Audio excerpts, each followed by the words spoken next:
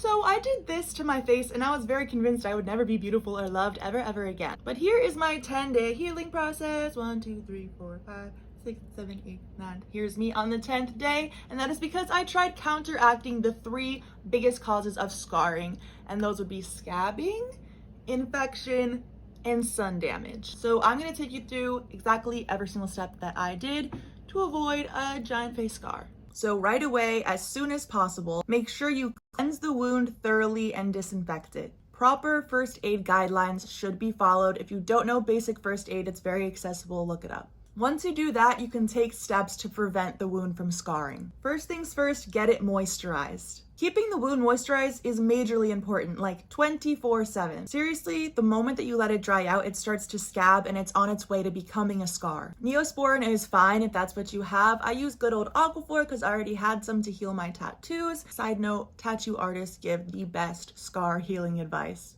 Think about it. If the wound is somewhere you're going to be rolling around on it at night, I recommend putting a pretty thick layer of Aquaphor on and then covering it with a bandage. The reason I recommend the thicker layer is if it does end up drying out, it could get stuck to that bandage, and then removing it could irritate it unnecessarily and it could be painful. Another option to look into would be a hydrocolloid bandage, but I've not personally used that on a face wound or on a bigger wound, so I would do your own research before trying that. In general, I kept mine uncovered as much as possible to let it breathe, but I tried to just stay indoors, limit my activity so I wasn't getting it dirty or touching it. If you are active, keep it covered and just make sure there's a layer of moisture underneath whatever you're covering it with. As far as cleaning, for the first 3 to 5 days, I only used water to cleanse. Either a gentle stream straight from the tap or on a clean washcloth and dabbing gently. After that, I switched to a fragrance-free gentle cleanser. I use this one here. It's gentle, fragrance-free, and it's non-foaming, which I think is probably even a little bit gentler than this foaming one. CeraVe I pretty much recommend for everything. For frequency of cleaning, I would say definitely right when you wake up, definitely before you go to bed, and otherwise I would say it depends on how active you are that day. If you're not sweating or getting it dirty like I was and not really coming into contact with anything that might get it infected, then it's probably to do just the once in the morning, once midday, and then once before you go to bed. But if you're sweating or getting it dirty, I would definitely recommend rinsing it more often than that. Okay, last but not least, because this is the one you have to do, not just for a few days or a few weeks, but for as long as possible, is sun protection. Any sun contact or sun damage is going to react differently with your newly healing skin, and it's gonna leave a more darkened scar. Anytime you walk out of your house, your wound should be covered. Hat, sleeves, a scarf, band-aids, whatever is needed. I definitely looked silly leaving the house a few times, but I would much rather look silly a few times than have a dark scar for the rest of my life. I would completely cover it from the sun for as long as possible, which is gonna vary in difficulty depending on where your scar is. If it's on your stomach, it's gonna be pretty easy. If it's on your face, it's gonna be a little bit harder, but again, you know, protecting it, maybe looking a little silly protecting it is gonna benefit you in the long run because it'll fade much easier.